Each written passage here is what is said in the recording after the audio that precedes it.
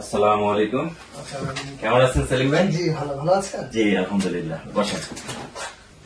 তারপর কি করতে পারি আপনার জন্য? আসলে আজকে আসছি জাস্ট মোপ্রো কনসালটেন্সি সম্পর্কে একটু জানতে, কারণ আমি দেখা যায় যে ইউএসএ, তারপরে কানাডা, দেন দুবাই, কাতার, বাংলাদেশ বিভিন্ন জায়গায় দেখি যে বিভিন্ন রকমের কনসালটেন্সি আছে বাংলাদেশি বেসড, ইভেন ইউকে তে। সো আজকে আমরা একটু মোপ্রো কনসালটেন্সি সম্পর্কে জানবো, এবং আজকে যেহেতু আমি বার্মিংহাম অফিসে আসছি এবং আমি জানি যে মোপ্রো কনসালটেন্সি একটা ব্রাঞ্চ আছে লন্ডনে, জি, এবং আরো কিছু কার্যক্রম ইউরোপ হচ্ছে। সো আসলে মোপ্রো কনসালটেন্সিটা কি, as a founder of Mopro consultancy Mohiuddin ভাই, আপনি আমাদেরকে একটু শেয়ার করেন।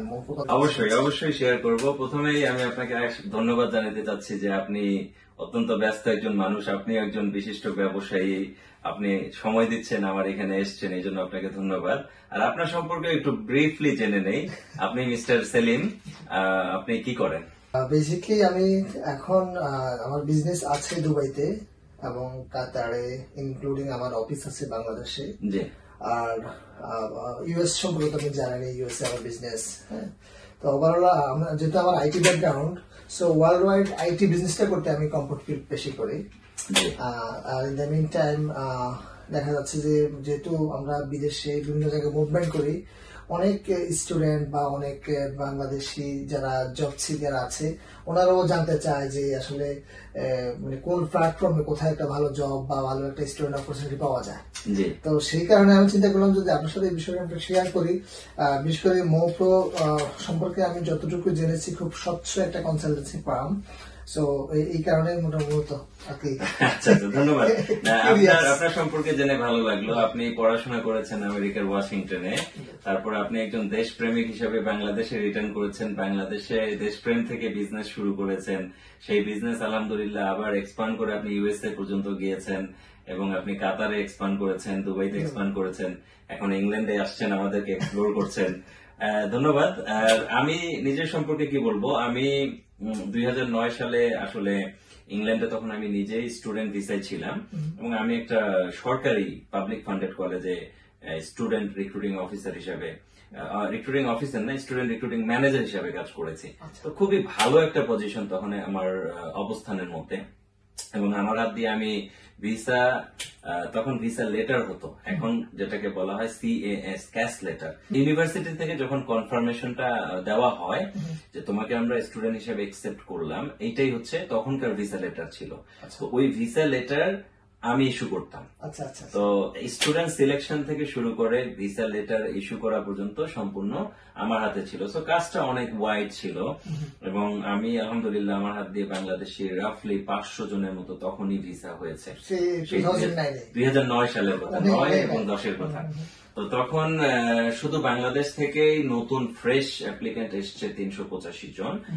আর তারপরে এখানে যারা কলেজে আছে, অন্যান্য কলেজ থেকে সুইচিং করেছে, তাদের স্পন্সর আপনি জানেন যে চেঞ্জ করা লাগে ভিসা এক্সটেনশনের জন্য, এইগুলো মিলে 500 জনের মতো ছিল। তো তারপর থেকেই মূলত আমার স্টুডেন্ট রিক্রুটিংটা শুরু, এবং আমি প্রফেশনালি করিনি অনেকদিন, টুকটাক অনেককে হেল্প করতাম কমিউনিটি বেসড বড় ভাই হিসেবে। এই জন্য আমাকে বাংলাদেশি কমিউনিটির অনেকে চেনে, ইন্ডিয়ান কমিউনিটির অনেকে চেনে। তারপরে 2020-এ করোনার পরে একটা ধাক্কা আসলো স্টুডেন্টের, সেটা হচ্ছে ইন্ডিয়ান স্টুডেন্ট প্রচুর আসা শুরু করলো। তখন আমি ফিল করলাম যে আমি যে সার্ভিসটা দিই, এটা আসলে মানুষের খুব প্রয়োজনীয় একটা সার্ভিস। তারা নিজেরাই এসে আমাকে নক করেন, তো আমি আসলে ফ্রি সার্ভিসটা দিতে পারবো না, যে কারণে এটাকে আমি অফিসিয়ালি একটা লিমিটেড কোম্পানি করে মোপ্রো কনসালটেন্সি লিমিটেড চালু করলাম। তারপর থেকে আমি অফিসিয়ালি আবার কনসালটেন্সিটা শুরু করলাম। তো শুরু করার পরে আলহামদুলিল্লাহ আমাদের কিছু স্টুডেন্ট রিক্রুটমেন্ট চলছে, কিছু ক্যারিয়ার কনসালটেন্সিটা শুরু হলো। অফিসিয়ালি আমি ইউনিভার্সিটি অফ বার্মিংহামের ক্যারিয়ার মেন্টর হলাম। তো এরপর থেকে বার্মিংহাম ইউনিভার্সিটি একটা টপ র্যাঙ্কিং ইউনিভার্সিটি। ওখানকার ক্যারিয়ার মেন্টর মানে একটা বিশাল কিছু। জি, এখানে আমি তো নিজেকে বিশাল কিছু মনে করব না, বাট আমি যে বার্মিংহাম ইউনিভার্সিটির সাথে জড়িত হতে পেরেছি, এটা আমার জন্য অনেক বড় কিছু। কারণ ইউনিভার্সিটি বার্মিংহাম হচ্ছে রাসেল গ্রুপের ইউনিভার্সিটি, আর রাসেল গ্রুপে 16টা ইউনিভার্সিটি আছে, যার মধ্যে Oxford university Cambridge university, kings college London, এডিনবার্গের সেন্ট অ্যান্ড্রিউ, মানে যেগুলো একেবারে টপ লেভেলের Big university, all the world wide respect. Ranking এর টপ এই ইউনিভার্সিটি গ্রুপগুলোর মধ্যে পড়ে। কাজেই এই ইউনিভার্সিটির সাথে নিজেকে অ্যাসোসিয়েট করতে পেরেছে, এটা আমার জন্য অনেক Big achievement. বিগ একটা অ্যাচিভমেন্ট।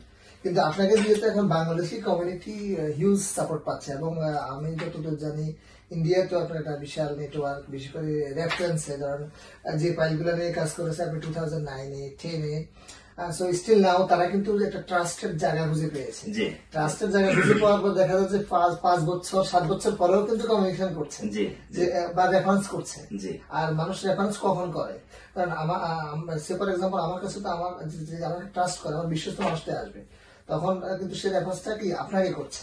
জি তার মানে একটা মানে বিশাল একটা বিশ্বস্ততা এবং একটা ভালো লং টাইম একটা নেটওয়ার্ক নিয়ে কিন্তু আপনার কাজ। জি ধন্যবাদ। আসলে এটা একটা অনেক বড় ইম্পর্টেন্ট ব্যাপার যে এই ধরনের বিষয়গুলোতে ট্রাস্ট একটা বড় ইস্যু। Right. আর কাকে ট্রাস্ট করব, মানুষ অনেকেই সিদ্ধান্তহীনতায় ভুগে। Right. তো অনেকে ভাবে যে এটা আসলে ভালো প্রতিষ্ঠান না খারাপ প্রতিষ্ঠান, সেটা স্টুডেন্ট ভিসা হোক অথবা ক্যারিয়ার রিলেটেড অন্য কোনো ম্যাটার হোক। তো এখানে প্রতারণাও প্রচুর হয়। Right. ভিসা রিলেটেড ইস্যুগুলোতে এত বেশি প্রতারণা হয় যে মানুষ সবসময় কনফিউশনে থাকে। তো সেই জায়গায় যখন কেউ রেফারেন্সের মাধ্যমে একজনের কাছে আসে, অটোমেটিক সে একটা ভরসা পায়।